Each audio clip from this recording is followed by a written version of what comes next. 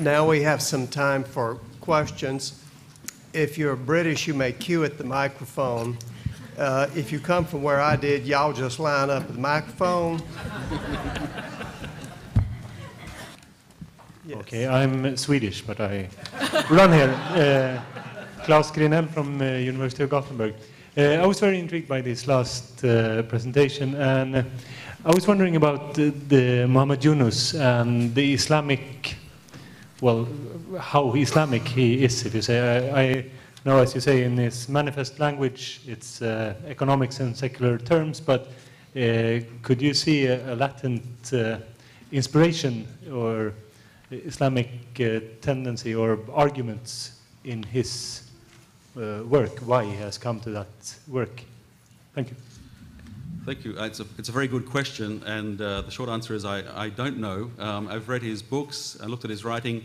It's striking that for somebody working in a large Muslim majority country, he sidesteps around the questions of religion, perhaps because he thinks that's important to carry on operating without any controversy, or perhaps because that reflects his own outlook.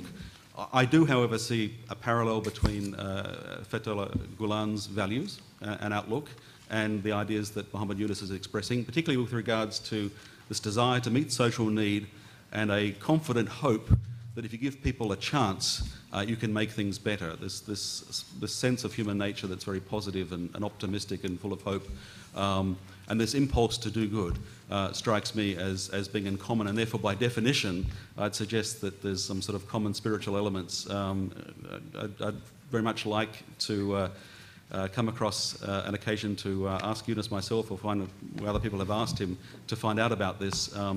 But I'd say this: it's interesting that Yunus is speaking in secular language, and Fethullah Gülen is very comfortable speaking in more spiritual terms, and yet that doesn't seem to be a problem defining sort of common outlooks and convictions. And when you think about what the Gülen movement does, that's perhaps not so surprising. So I'm just, anyway, putting up this idea of Yunus's social business as a possible sort of model to follow. I'm not suggesting that the two men have the same convictions, but I suspect they probably do at bottom. My name is Pat Drinan from the University of San Diego. My question is mainly for Professor Marty. I love the notion of metaphors and like to use them frequently. But I was concerned that the metaphor of the clearing was also precarious. Not quite as precarious as a mountaintop, but precarious. Clearings frequently fill in. They don't necessarily last that long, and they are vulnerable to all sorts of threats. So can you give us a reason why the metaphor of the clearing is really a powerful metaphor, and might some other metaphors that Professor Bernard and Barton alluded to, like water or creeks, or what Michael Oakeshott refers to as the river, as a metaphor for the movement of life, why they may not be more superior to that of the clearing? Thank you. My title is Risks and Promise, and I know the high risks, and that's why I described the other metaphor of being perched upon the sharp. All right. I'm doing a lot of work on trust these days. Trust is not necessary if there's no risk. The more the risk, the more necessary trust is. The two fit together. So I think the promise of this movement is the same way. Now, can you shift metaphors? Yes, we've heard 4 or 5 of them floating around here right now, but this one came to my mind. Yeah, clearings fill in. Clearings can be exclusive. I don't know whether the Lincolns like their neighbors or not. But I think that the image of cultivation, which is what I'm after, is the heart of the technique that we're hearing about in several of the papers today. It didn't all have to be done at once. You try something for a while, and if it doesn't work, you try something else. You get criticized for one thing and keep going anyhow. You get criticized for another, and you respond along the way. I welcome the suggestion that the metaphor is not the real thing. It's something you'll hold up against it. And the self-renewing character of the movement, I think, is the key element. Okay. Yes. I'm from the University of San Diego, too. And I also have a question for Professor Marty concerning religious disagreement. Now, the suggestion was that there are 3 ways of dealing with it. 1, you wipe out the other guy. 2, you convert the other guy. And 3, you find some commonality at the risk of being regarded as a wishy-washy wimp. Now, what I wonder about is, why is theology different? Now, I'm in philosophy, so my business is disagreement and being disagreeable. And the more we fight it out, the happier we are. We never wipe anybody else out, though we beat them up, right? We never convert anybody, or very, very rarely, and we don't really find that of any interest. And we certainly never strive for commonality or agreement, okay? Because as is the case with history, philosophy is argument without end. It keeps us in business, except unlike historians, we're aggressive about it. So why is theology different? Why can't people of different religions decide this is a lot of fun? We're going to argue about the filioque clause. Whoopee! Okay, why? Okay, well, I'm part of university life, and I have never seen conflict as much as in an department of anthropology or philosophy. They don't talk to each other, they fight.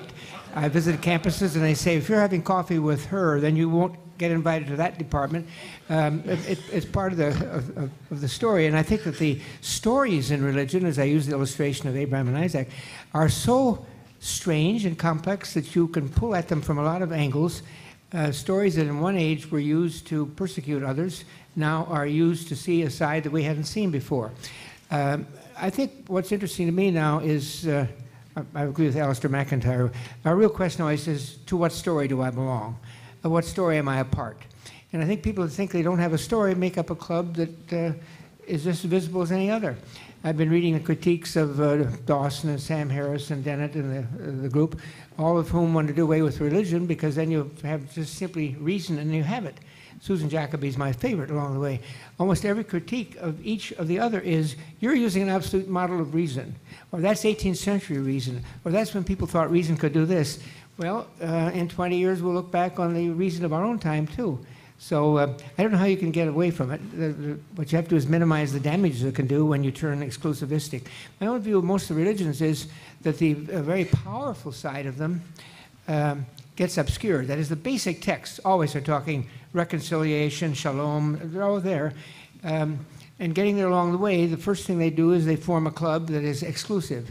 The poet Carl Sandburg once said, the ugliest word in the English language is exclusive. That's the problem of religions, but I don't know how you live without a story. Okay, thank you. Thank you. You're the most agreeable, disagreeable person I've ever seen. You also painted a perfect picture of the philosophy department at my university. Yes, go ahead. I'm the chair of the Recruitment Forum again, Washington, D.C. This may be directed at Greg, but others may also answer.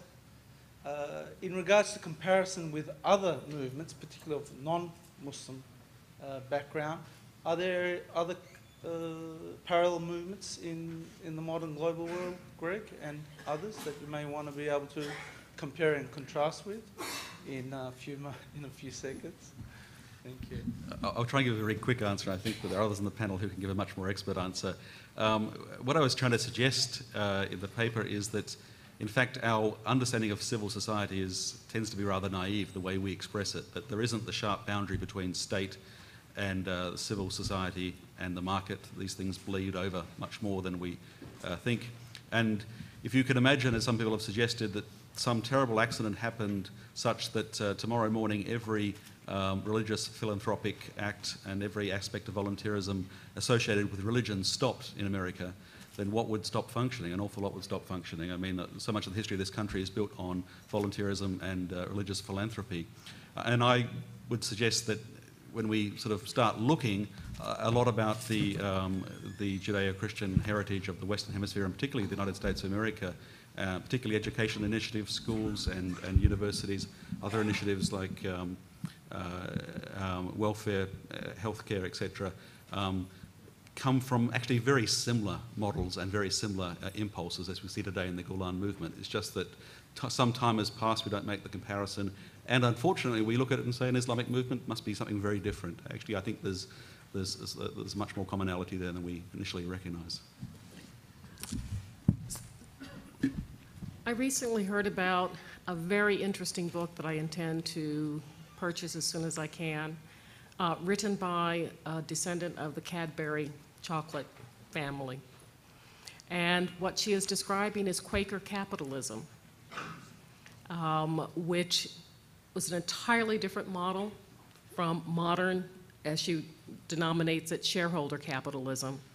And it reminded me so much as I was listening, oh, Hizmet. This is so much like what is happening now in the modern world because of the Gülen movement.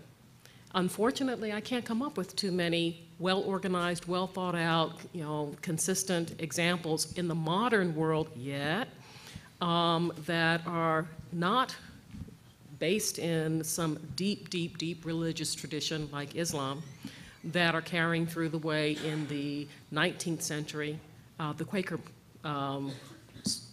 their version of social entrepreneurism went. It also shows up in the education. I think my schooling was the Quaker Triangle outside of Philadelphia.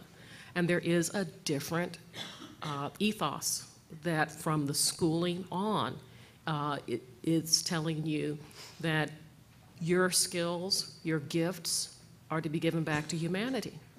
And just making money alone is not sufficient. And that's a message that oftentimes is getting lost in other educational institutions.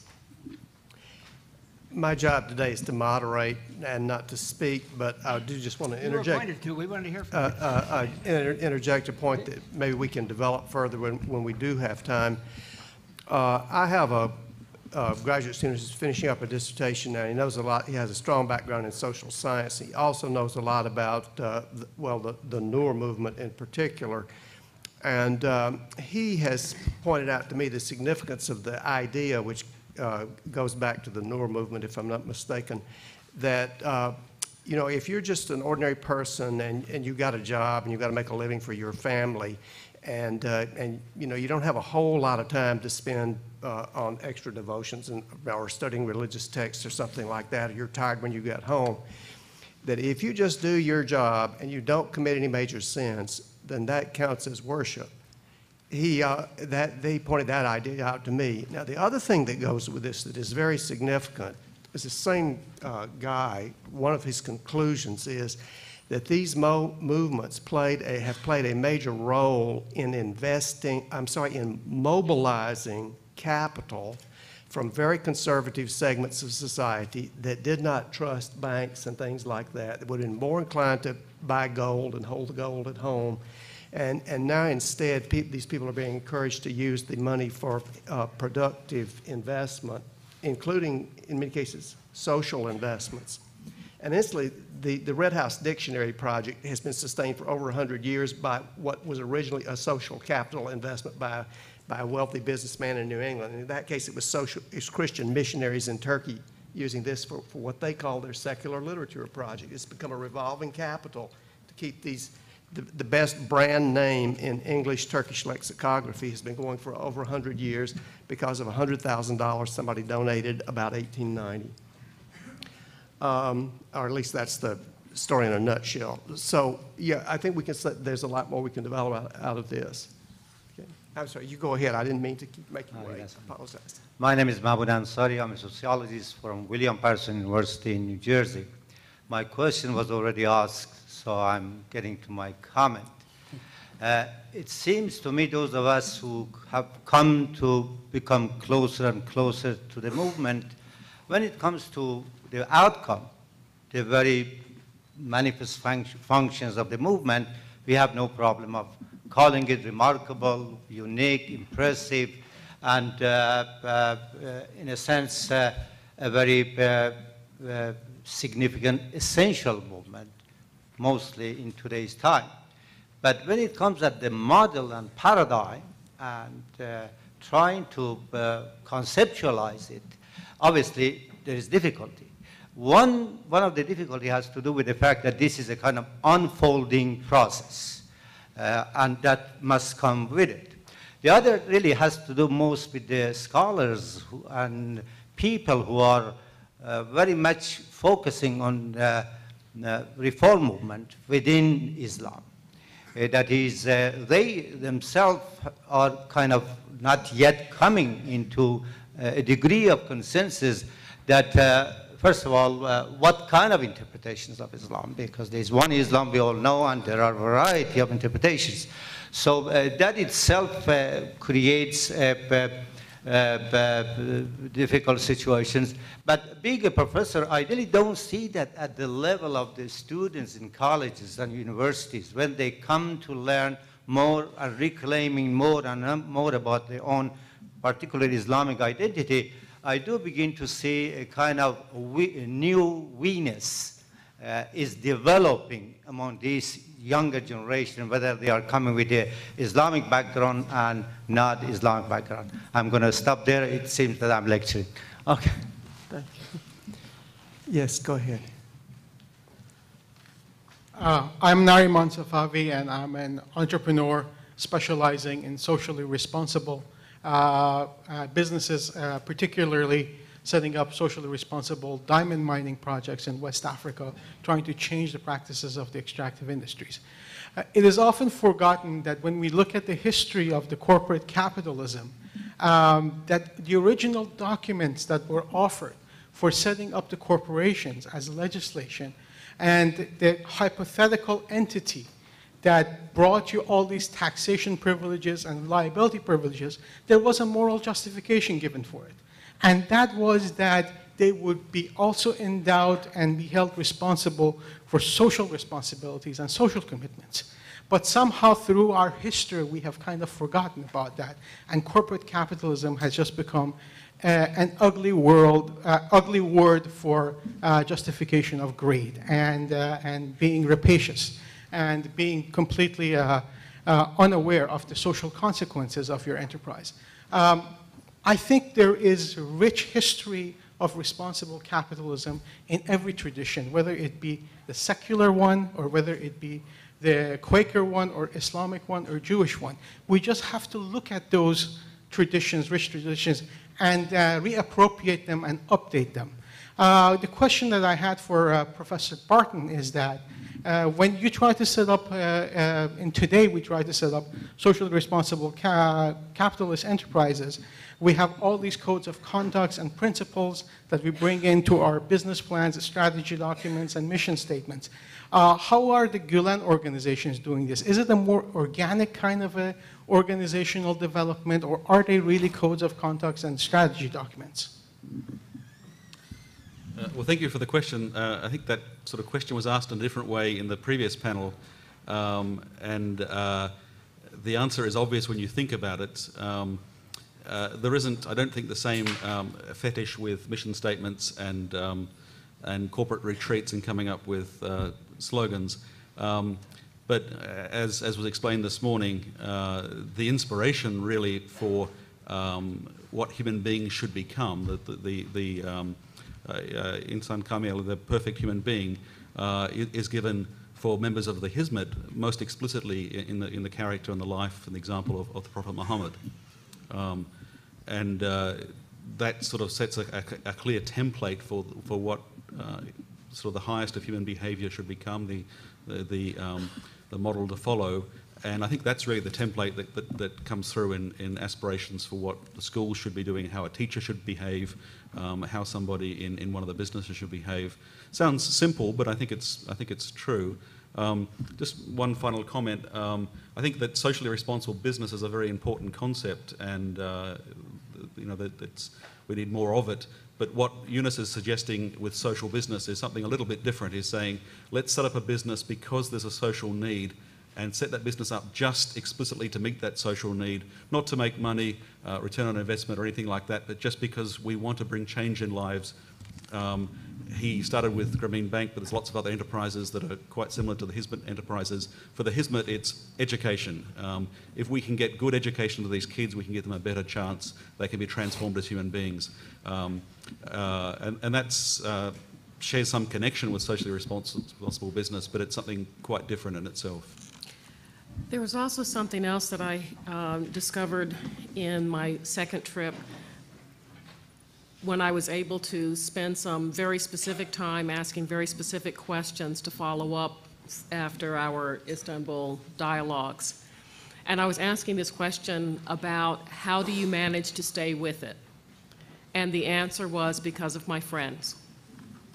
The friendship, the peer relationships amongst Turkish businessmen who are committed to the Hizmet movement are essential for giving them the encouragement, the strength, the consistency. There's this knowledge that, as was said to me a number of times, no matter what happened to me, I know that my brothers would come and help me. Whatever it took, they would be there for me. And I remember in particular at about midnight in an ice cream shop, and we were talking about the amount of money that businessmen in Kütahya contribute to support schools and children and hospitals they will never see. And I was asking, how do you get the strength to do this? And I was told, if you take one and one and one, what do you have? Well, excuse me, if you take just one, what do you have? You have just one. But you take one, one, one together, you have 111. Think about it. And there is a real synergy once you have people who are coming together regularly to support each other on the same path, so that there is a very positive peer support when much of the rest of the commercial world is probably going to say, faith or folly, question mark. In Hizmet, the answer is it's neither. It's sacred and secular blended together at the same time. Thank you. Could I just add one question that follows from that, if I think? I have attended zikrs of some of the Sufi movements in Istanbul, and based on that experience, and I also attended an Alevi jam at Shah Gulu Sultan, which was one of the most touching experiences of Turkish hospitality and spirituality that I personally ever had. And one thing I can say about these encounters is that this sort of social solidarity and the sort of strong group bonding feeling, the Gülen movement is not the only Turkish religious movement that does that. It's the common, it's a big reason in social terms for wanting to be part of one of these groups. It's not the important religious reason, but it's a social motivator that's very powerful for a lot of people. And the question that one could take out of this is, what is it that enabled the Gülen movement to be so very successful at affording people this benefit, which also other movements could offer them in some way? I mean, the mere fact that the Gülen movement does this doesn't explain the success of the Gülen movement, because it's not the only movement that does this. So there's another question that we get to next. Please join me in thanking our panel for wonderful presentations and the discussion that we had.